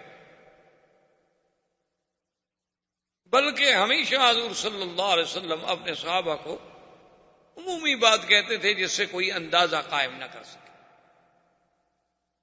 یعنی آپ آج دیکھیں کہ 1400 سال کے بعد آج ہم دنیا آپ سمجھتے ہیں کہ کتنی ترقی کر چکی ہے. اب تو پوری دنیا جو ہے یعنی جسے کہا جاتا ہے جی کوئی گلوبل ولیج بن چکی ہے. تو اس میں بھی یعنی ہم حیران ہوتے ہیں کہ ابھی 2 سال پہلے کی بات ہے کہ میں سفر میں تھا، تو وہاں کی حکومت نے، بہرحال اللہ انہیں جزائے خیر عطا فرمائے، میرا مقصد تو نہیں تھا، نہ مجھے پتا تھا، نہ میری خواہش تھی، نہ تمنا تھی، نہ مجھے علم تھا، تو گورنمنٹ نے کوئی سیکورٹی کا انتظام کیا، اسکواڈ یہ وہ کبھی حفاظت رہے، حالات ٹھیک نہیں ہے۔ تو اتفاق سے وہ جو سیکورٹی کا انچارج تھا ایس پی، وہ میرے جاننے والوں میں تھا، تو وہ مجھے ملنے کے لیے آیا صبح۔ انہوں نے کہا کہ جی ہمیں تو ایک فائدہ ہو رہا ہے آپ کی سیکورٹی سے کہ ہم جلسے سن رہے ہیں، تقریریں سن رہے ہیں، ہمارا تو بھلا ہو رہا ہے، آپ تو تنگ ہیں کہ آپ کی آزادی میں خلل ہے۔ لیکن اس نے کہا کہ مکی صاحب اصل آج کل اگر سیکورٹی ہوتی ہے، ہمارے اسکواڈ یا ہماری حفاظتیں یا ہمارے گن مین یہ کچھ نہیں کر سکتے، بلکہ الٹا ہم تو نقصان دہ ثابت ہوتے ہیں۔ اصل سیکورٹی یہ ہے، جہاں تک ہم نے پڑھا ہے، دیکھا ہے، سیکھا ہے، یہ ہے کہ آپ اپنے پروگرام سے کسی کو باخبر نہ کریں، آپ اپنے معاملات کو راز میں رکھیں کہ آپ نے صبح کہاں جانا ہے، یہ آپ کے ڈرائیور کو بھی پتا نہ ہو، یہ آپ کے دل میں ہو، اور جب آپ روڈ پہ نکل جائیں تو آگے جا کے فیصلہ کریں، اسے کہیں اچھا بھی آپ ادھر چلو، پھر آپ کو کسی پہرے کی ضرورت نہیں۔ تو میں نے کہا کہ ایس پی صاحب آپ تو مجھے آپ بتا رہے ہیں نا، ہم تو طالب العلم ہیں، حضور صلی اللہ علیہ وسلم کی سیرت طیبہ کا ایک حصہ ہے کہ جب حضور سفر فرماتے تھے تو صحابہ کہتے ہیں، ہمیں کہتے کہ مشرق جانا ہے، حالانکہ جانا حضور نے مغرب کی طرف ہوتا تھا، اور کبھی فرماتے ہم نے مغرب کی طرف جانا ہے اور جاتے مشرق کی طرف۔ میں نے کہا یہ تو ہمیں درس ملتا ہے سیرت رسول پاک سے، ہم نے آپ سے کیا سیکھنا ہے؟ تو اب آپ اندازہ فرمائیں کہ 450 کلومیٹر مدینہ منورہ سے مکہ مکرمہ کا فاصلہ ہے، اور 2 آدمی نہیں 10,000 کا لشکر لے کر مدینہ منورہ سے چلنا، اور مکے کے پہنچنے تک مکے والوں کو خبر نہ ہو کہ لشکر آ رہا ہے۔ یعنی آج آپ دنیا میں کوئی ایسا جرنیل پیش کر سکتے اتنا بڑا لشکر لے کے اور پیدل، اونٹوں پر، گھوڑوں پر؟ اور مکہ سے جب حضور چلے تو آپ نے اپنا رخ مبارک جو ہے طائف رکھا۔ اب سب سمجھتے رہے کہ طائف کی طرف بنی حوازن پہ حضور صلی اللہ علیہ وسلم حملہ فرمانا چاہتے ہیں، اور جب بنی حوازن کے طائف کے قریب میں یعنی آ گئے تو حضور پاک نے باقاعدہ اپنے آدمی بھیجے جسے آپ کہہ لیں کہ بھئی جاسوس بھیجے گئے کہ بھئی آگے جا کر خبر دیں، جیسے آج آپ او پی ڈی کرتے ہیں، بھیجتے ہیں، پہلے وہ جا کے اطلاع کرتے ہیں کہ اچھا جی اب یہاں آپ فائر کریں۔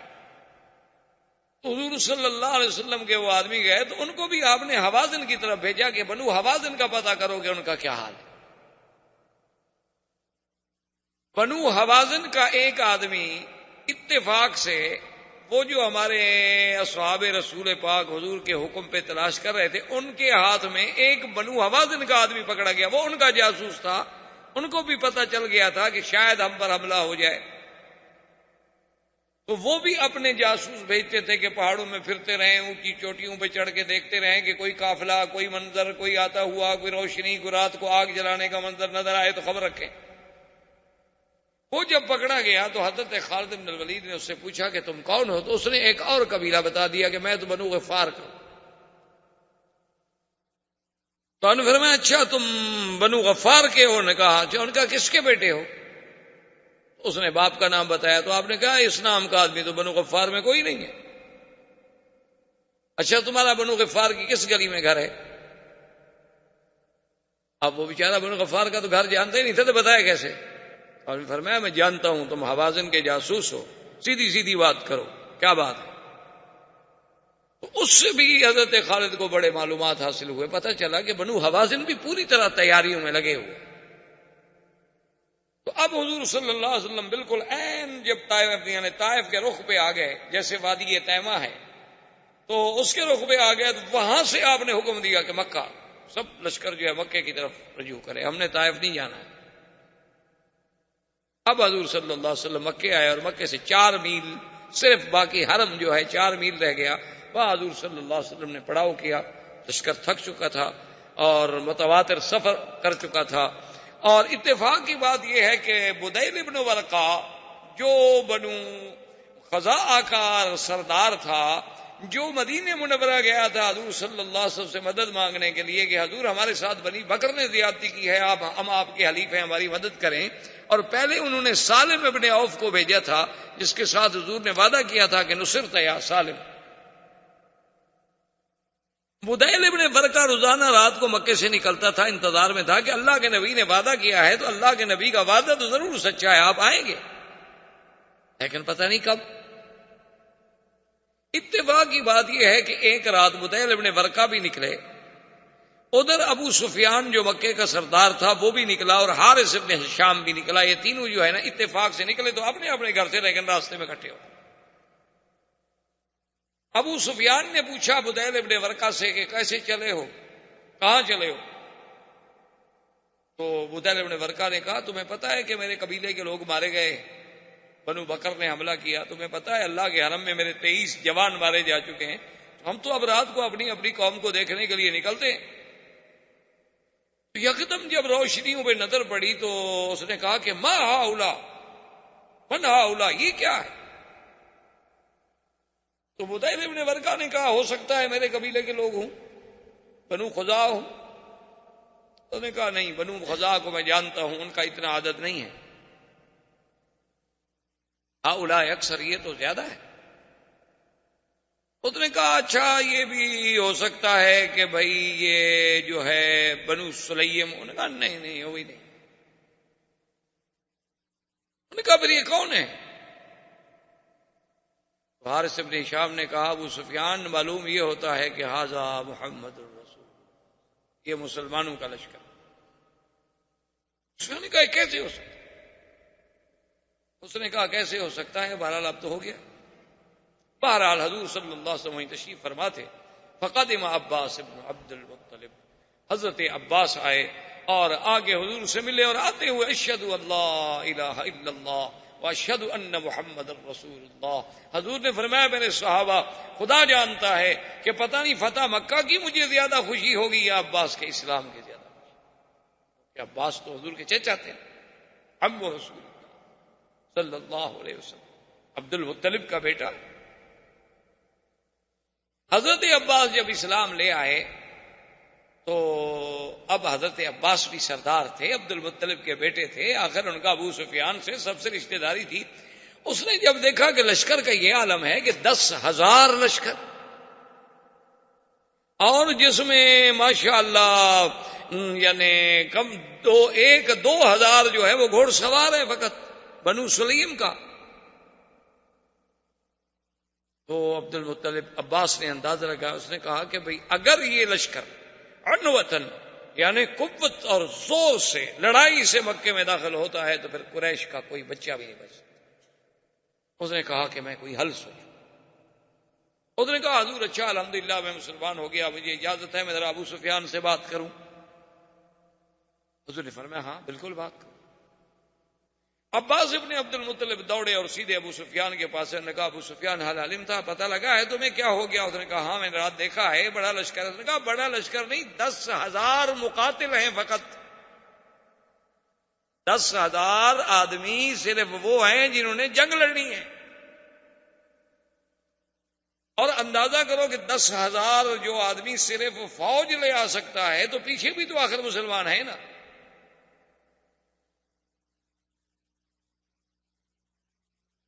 تو اس نے کہا عباس کیا کروں؟ اس نے کہا ابو سفیان دیکھو تم مکے کے سردار، تمہاری ذمہ داری ہے کہ اللہ کے حرم کو قتال سے بچاؤ، اور پھر قتال بھی اس وقت جب ہمیں بچنے کا کوئی راستہ ہی نظر نہ آئے، تو ایسی قتال کا کیا فائدہ؟ اور پھر تمہیں پتہ ہے کہ مسلمانوں کے دل میں غزوہ خندق کا داغ ہے، مسلمانوں کے دل میں ہمارا احد کا داغ ہے، مسلمانوں کے دل میں ہمارے ان کے حلیف جو ہیں بنو خزاع ان پر حملہ کرنے کا داغ ہے، وہ تو جلے بھنے ہوئے آئیں گے، وہ تو ہمارے بچے بچے کو تہہ تہہ کر دیں گے۔ ان کا ماذا افعل؟ اس نے کہا ایک ہی حل ہے کہ چلو حضور کی خدمت، اب کوئی حل نہیں بچنے کا، اب ایک ہی ہے۔ حضرت عمر سیکیورٹی پہ ہیں اور عباس ابن عبد المطلب جو ہیں ابو سفیان کو لے کے آئے، تو جب عمر کی نظر پڑی ابو سفیان پہ تو انہوں نے کہا اچھا راس الکفر امامی، آج کفر کا سردار جرأت کر کے مسلمانوں کے لشکر میں آ رہا ہے. عباس وہیں سے زور سے بولے. انہوں نے کہا عمر اجرتہ قد اجرتہ، میں اس کو پناہ دے چکا ہوں، وہ میری پناہ میں ہے، ہمیں حضور تک جانے دو. اگر حضور نے ہماری پناہ قبول کر لی ٹھیک ہے، ورنہ تم جانو پھر ابو سفیان جانو. حضرت عمر پیچھے آ رہے ہیں، اس نے جناب دوڑایا بغلا اور سیدھا حضور کے خیمے پہ آیا اور چیخا بون گا یا رسول اللہ کا اجر تو ابو سفیان، میں نے ابو سفیان کو پناہ دے دی ہے، پناہ دے دی ہے. برائی عمر پیچھے تلوار لے کے آ رہا ہے. حضور نے فرمایا کہ عباس جس کو تم امان دے چکے ہو اس کو ہماری بھی امان. عباس جس کو امان دے دے اس کی امان میں توڑ سکتا ہوں؟ ابو سفیان آ گیا اور اس نے دیکھا. حضور نے فرمایا ابو سفیان تم ابھی تک سوچ رہے ہو اسلام کے بارے میں؟ اب بھی تمہیں اسلام کی حقانیت کا پتہ نہیں چلا؟ اب بھی تمہیں سمجھ نہیں آئی کہ میں جو کچھ کہتا تھا وہ حق ہے؟ اب بھی تمہیں سمجھ نہیں آیا کہ تم جس کو ایک یتیم مکہ سمجھ کے مکے سے ہجرت پہ مجبور کر رہے تھے، آج اللہ نے اسے کیسے اپنی پوری قوت و طاقت کے ساتھ مکے میں بھیجا ہے؟ تمہیں یاد ہے کہ میں نے کہا تھا لیظہرہ علی الدین کلہ، اللہ میرے دین کو ہر دین پہ غالب کر دیں گے. کیا سوچ رہے؟ تو ابو سفیان نے کہا اشہد ان لا الہ الا اللہ واشہد ان محمد رسول اللہ، حضور میں مسلمان ہوں، میں کلمہ پڑھتا ہوں. لیکن محدثین نے لکھا ہے کہ اس وقت کلمہ تو ابو سفیان نے پڑھ لیا لیکن اسلام پوری طرح دل میں داخل نہیں ہوا. کلمہ تو پڑھ لیا اس نے لیکن خوف سے، ڈر کے. حضرت عباس نے کہا کہ یا رسول اللہ ابو سفیان رئیس القوم، ابو سفیان ایک قوم کا سردار ہے، آپ اس کو کچھ عزت بھی تو دیں نا، وہ اسلام لے آیا ہے تو اس کو بھی تو کوئی شرف بخشے نا، کوئی عزت دیں حضور. آپ نے فرمایا اچھا اعلان کر دے کہ من دخل دار ابی سفیان فلہ امان، جو ابو سفیان کے گھر میں چلا جائے گا ہم اس کو بھی امان دیں. ابو سفیان نے کہا یا رسول اللہ میرا گھر کتنا بڑا ہے کہ سارے قریش اس میں آ جائیں گے؟ آپ نے فرمایا اچھا من دخل المسجد الحرام فلہ امان، جو مسجد الحرام میں چلا جائے اس کو بھی امان. کہا حضور مسجد الحرام کتنی بڑی ہے؟ یہ تو اب بڑی ہو گئی نا، اس وقت تو چھوٹی تھی مسجد. حضور نے فرمایا اچھا من القى السلاح فلہ امان، جو ہتھیار پھینک دے اس کو بھی ہم امان دیں گے. اس نے کہا حضور ایسے بعض آدمی ہتھیار اتفاق سے نہیں بھی پھینک سکتا. تو حضور نے کہا من اغلق بابہ فلہ امان، جو اپنے گھر کا دروازہ اندر سے بند کر کے اپنے گھر میں بیٹھ جائے اس کو بھی امان. اب ابو سفیان خوش ہو گیا کہ چلو میں مسلمان تو ہو گیا لیکن مکے والوں کے لیے میں تو اتنا بڑا امان کا سرٹیفکیٹ لے کے جا رہا ہوں، میں تو اب بھی اپنی قوم کو بچا رہا ہوں. ابو سفیان واپس مکہ نکلا لیکن حضور نے حکم دیا. آپ نے فرمایا عباس فلاں پہاڑ پہ جا کر کھڑے ہو جانا اور جب تک یہ پورا لشکر نہ گزر جائے ابو سفیان کو آگے نہیں جانے دینا. حضور چاہتے تھے کہ قوت اسلام دیکھے، شوکت اسلام. اب حضور صلی اللہ علیہ وسلم نے اپنے لشکر کو 4 حصوں میں تقسیم فرمایا اور ایک حصے پر حضور صلی اللہ علیہ وسلم نے خالد بن الولید اور ایک حصے پر زبیر بن العوام اور ایک حصے پر ابی عبیدہ بن الجراح اور ایک حصے پر سعد بن عبادہ پرچم دیے حضور صلی اللہ علیہ وسلم نے کہ تم مکے کے 4 طرف سے آؤ. اور جگہ مقرر کی مقام خیف. مقام خیف ہے جبل ہندی کے ساتھ. آج کل جو جبل ہندی کہلاتا ہے نا، اباب عمرہ سے نکلے سامنے والا پہاڑ جو ہے جبل ہندی، شامیہ کے محلے سے ہیں تب بھی جبل ہندی ہے. یہ بہت پرانا جبل ہے کیونکہ لفظ ہند جو ہے نا یہ حضور صلی اللہ علیہ وسلم کے زمانے سے بھی پہلے کا ہے نا ہند. اسی لیے بعض روایات میں کہ آدم علیہ السلام اترے تھے وہاں. اسی لیے بعض روایات میں اب بھی یعنی آپ ہندوستان میں جائیں تو کچھ قبریں ایسی ہیں جن کے بارے میں کہا جاتا ہے کہ نوح علیہ السلام کے بیٹوں کی ہیں. تو بہرحال یہ حمالہ جو ہے اس کا نام بھی بعض لوگ کہتے ہیں کہ جودی پہاڑ ہے جس پہ نوح علیہ السلام کی کشتی آ کے کھڑی ہوئی تھی. تو بہرحال یعنی یہ بات تو محقق ہے نا کہ ہند جو ہے یہ بہت ایک تاریخی مقام ہے، ایک تاریخی ملک ہے جس کی ایک تاریخ ہے. اور حضور صلی اللہ علیہ وسلم کے زمانے میں عطر عود جو ہے یہ ہند سے ہی آتا تھا، ہندوستان سے ہی آتا تھا عطر عود. اور اسی طرح تلواریں جو ہیں وہ بھی خاص طور پہ بن کے وہاں سے آتی تھیں سیف الہندی کے نام سے. اسی لیے ہمارے علماء نے جب شرک و بدعت کے خلاف ایک کتاب لکھی تو اس کا نام رکھا تھا المہند علی المفند. تو اس لیے ہند جو ہے اس کی ایک تاریخ. بہرحال تو اب اب جناب یہ ہے کہ بھئی، اور اس زمانے میں جو تجارت تھی نا جی، وہ یہ تھی کہ بھی ہند سے مثلا کشتیاں آتی تو وہ عدن آ جاتی، یمن کا جو حصہ ہے، پھر عدن سے صنعاء مال آ جاتا، صنعاء سے مکے آ جاتا، یا اسی طرح وہ کشتیاں جو ہیں جیسے آج کل جسے اسرائیل نے علاقہ قبضے میں لیا ہوا ہے، یہ وہاں حیفا چلی جاتی، پھر شام، بیت المقدس، اس طرح تجارت کا ایک سلسلہ ہوتا۔ تو حضور نے حکم دیا کہ بھی مقام خیف پر چاروں لشکر جو ہیں نا جی، چاروں لشکر ہر طرف سے داخل ہوں اور جمع وہاں ہونا ہے۔ اور حضور نے فرمایا کہ دیکھو، ہمارا مقصد جو ہے وہ اللہ کے گھر میں داخل ہونا ہے۔ آج آپ پوچھیں ان لوگوں سے جو کہتے ہیں کہ اسلام تلوار کے زور سے پھیلا ہے، اسی لیے آج بھی مسلمان کے جو دشمن ہیں نا، یہود و نصارہ، یہودی، ہنود، یہود، وثنی، مشرک، کافر، آج بھی وہ یہی اعتراض کرتے ہیں، دیکھو جی سعودی عرب کے پرچم پر تو تلوار ہے نا، تلوار تلوار جی تلوار، یہ اسلام تو تلوار کے زور سے، دیکھو جی ان کا تو پرچم بھی تلوار۔ تو یہ بات جو ہے دراصل، اور یہ اعتراض کرتے کون ہیں؟ جنہوں نے قوموں پر ایٹم استعمال کیے، یعنی آپ اندازہ کریں یہ کتنی غدار قوم ہے۔ مرغی ذبح کرنے سے تو ان کو رحم آتا ہے کہ جی ایک جانور ہے، اس کو مسلمان بڑے ظالم ہیں جی، چھری سے ایسے ایسے ایسے کرتے ہیں، بس کرن تو ختم ہو جائے یار، یہ بڑا ظلم ہے۔ یعنی مرغی کا تڑپنا تو ان کو ناگوار گزرتا ہے، لیکن کوسووا میں اگر مسلمان تڑپیں، البانوی عورتیں تڑپیں، عصمت دری ہو، کشمیر میں اگر 70,000 آدمی مار دیا جائے تو وہاں تو جی نہیں، ایسا نہیں ہونا چاہیے۔ اور الٹا مسلمان کو کہتے ہیں کہ تم یہاں کیوں آ گئے، تم تو ادھر تھے۔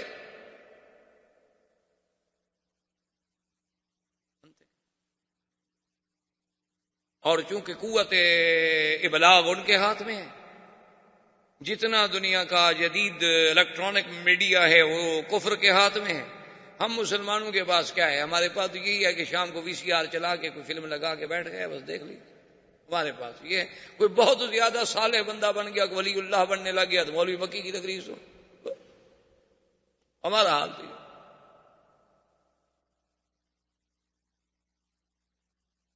یعنی عجیب انداز ہے۔ آپ اندازہ فرمائیں کہ ابھی آپ نے پڑھا ہوگا کہ اتنا ناٹو نے کتنے بم برسا دیے، کل 13 ٹینک ان کے تباہ ہوئے، ابھی باقاعدہ رپورٹیں پڑھ لیں۔ یعنی انہوں نے اپنے زیر نگرانی مسلمانوں کو مارا، تباہ کیا، نکالا، برباد کیا، باقاعدہ سرنگیں بچھوائیں، اب ان مسلمانوں کو واپس لا کے بقیہ جو ان کو اس طرح مار رہے ہیں۔ اور دیکھیں پیار کتنا ہے، ساتھ کہتے ہیں کہ بھائی البانوی مسلمانوں آپ کے ساتھ واقعی بڑی زیادتی ہوئی ہے، لیکن اب اگر وہ سرب آئے نا ان سے تم زیادتی نہ کرنا، ذرا پیار کا ہاتھ۔ اس کے باوجود بھی ہم کہتے ہیں کہ وہ کافر ہماری مدد کرے گا۔ اللہ اکبر۔ اور قرآن کھولیں تو تمہیں سمجھ آ جائے کہ قرآن کیا کہتا ہے۔ اللہ فرماتا ہے یبتغون عندهم العزہ، ان سے، کافروں سے تم مدد لے کے غلبہ حاصل کرنا چاہتے ہو، ان سے مدد لوگے، یہ آئیں گے تمہاری ٹیکنالوجی میں مدد کریں گے۔ ان العزت للہ جميعا، خبردار عزت میرے ہاتھ میں ہے، ان کے ہاتھ میں نہیں، اور یہ تمہیں عزت دیں گے۔ لا تتخذوا الکافرین اولیاء من دون المؤمنین، خبردار کسی کافر کو اللہ کے ایمان والوں کے سوا کبھی دوست نہ سمجھنا۔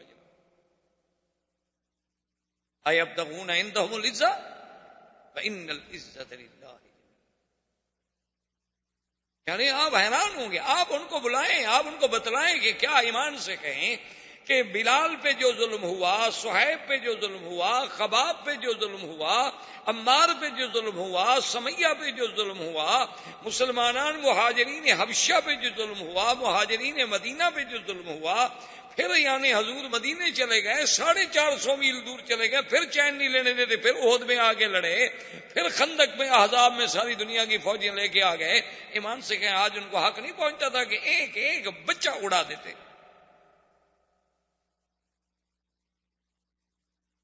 لیکن دیکھیں کہ حضرت سعد حضرت سعد نے جب پرچم ہاتھ میں لیا نا، حضور نے 4 پرچم دیے نا، ایک خالد کو، زبیر بن عوام کو، سعد کو، ابی عبیدہ بن جراح رضی اللہ تعالی عنہم کو. تو حضرت سعد نے ایسے غصے میں ایسے ایک دفعہ پرچم کو یوں ہلایا اور کہا لا قریش بعد اليوم اليوم یوم الملحمہ. نے کہا صحابہ تیار ہو جاؤ، آج کے بعد قریش کا بچہ نظر نہیں آئے گا، اور آج دن ہے ہم اپنے خون کا بدلہ لیں گے. حضور نے فرمایا ٹھہر جاؤ، فرمایا پرچم واپس کر دو. یہ دین تلوار سے پھیلا ہے. حضور نے فرمایا سعد کیا کہہ رہے ہو؟ الیوم یوم الملحمہ نہیں، الیوم یوم المکرمہ.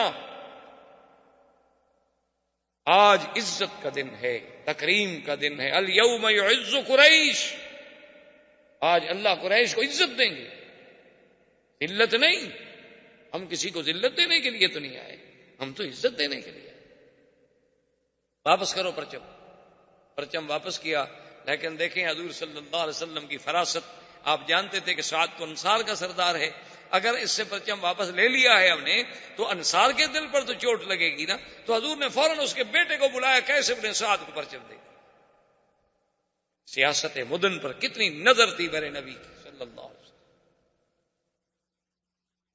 آج تو آپ دیکھتے ہیں نا، الیکشن کوئی ہار جائے، ایک آدمی مر جائے میں نے، تو پھر جو سمجھدار پارٹی ہوتی ہے اس کے بیٹے کو ٹکٹ دیتی ہے، تاکہ پھر وہ ایشو بن جاتا ہے نا انتخاب میں کہ جناب وہ ان کا تو حق تھا نا جی، اس کا تو حق تھا نا جی، اس کا باپ ہی جناب پہلے ایم تھا نا، اب وہ مر گیا تو یہ تو سیٹ ان کی ہے جناب، اب یتیم سے چھیننا چاہتے ہیں یہ ظالم لوگ. تو سب سے بڑا ایشو وہ ہوتا ہے.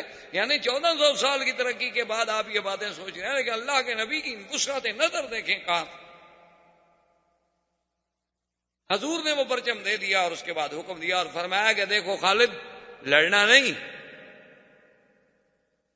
من القى السلاح فله امان، جو ہتھیار ڈال دے امان. من اغلق بابه فله امان، من دخل دار ابی سفیان فله امان، من دخل المسجد الحرام فله امان. آپ نے فرمایا جو ابو سفیان کے گھر میں داخل ہو امان، مسجد میں داخل ہو امان، ہتھیار پھینک دے امان، اپنے گھر کا دروازہ بند کر دے امان، بوڑھے کو امان، عورت کو امان، بچے کو امان. الا عشرتن، فرمایا صرف 10 آدمی ہیں جن کو امان نہیں ہے، باقی سب کو. اور آپ نے فرمایا صحابہ ولو انہم وجدتم واللکین تحت استار الکعبۃ فاقتلوہم، اگر وہ 10 آدمی کعبۃ اللہ کے خلاف کے نیچے بھی گھس جائیں تو پھر ان کو وہیں بھی قتل کرنا ہے، ان کو پناہ نہیں. ان میں کون تھا؟ ایک اکرمہ ابی جہل کا بیٹا، اور ایک صفوان ابن امیہ، اور ایک عبداللہ ابن سعد ابن ابی السرح، اور ایک ہند زوجت ابی سفیان کی بیوی جس نے حضرت حمزہ کا کلیجہ چبایا تھا. حضور نے فرمایا ان کو نہیں. یہ تو اگر کعبہ شریف کے غلافوں کے نیچے بھی چھپ جائیں ان کو وہی مار دیں. اب سارے قافلے بڑھ رہے ہیں، امان امان امان امان، تو سارے مکے میں امان امان ہو گئے. صرف خالد ابن الولید جو ہیں یہ جس طرف سے آ رہے تھے، اس لڑکا وہ علاقہ شاید ابھی آپ لوگوں نے مکے میں رہتے ہوئے دیکھا ہو، جس کو ابھی آپ شیب عامر کہتے ہیں. جب آپ یعنی غزہ میں جائیں آگے جفالی سے پھر آپ رائٹ پہ جائیں تو شیب عامر سے جب آپ جائیں گے تو آگے علاقہ ہے ملاوی جسے کہتے ہیں. اس ملاوی کے تلے سے جب چڑھائی سے آپ اترے نا تو یہ جگہ ہے، اس کا نام ہے خندمہ. اس جگہ پر جب آئے تو اکرمہ نے کیا کیا کہ 20 25 50 آدمی اکٹھا کر کے وہ اسی علاقے میں کھڑا گیا. اس نے کہا کہ دیکھو جی بات سنو، حضور نے امان دے دی ہے، یا جو کوئی ہم تو لڑیں گے یا قتل ہو جائیں گے، یا کم از کم ہم زندگی میں جاگتے ہوئے نہیں دیکھ سکتے اپنی آنکھوں کے ساتھ کہ اللہ کا نبی مکے میں داخل ہو جائے. چلو زیادہ سے زیادہ مر جائیں گے اور کیا ہم لڑیں. تو وہ 50-100 آدمی لے کے وہیں کھڑے ہو گئے. اکرمہ اچھا خدا کی قدرت ہے ادھر سے خالد آئے، آگے وہ ہتھیار لے کے کھڑا. احباب کرام، اس کے بعد اب آپ اس مبارک سلسلے کی CD نمبر 26 سماعت فرمائیں.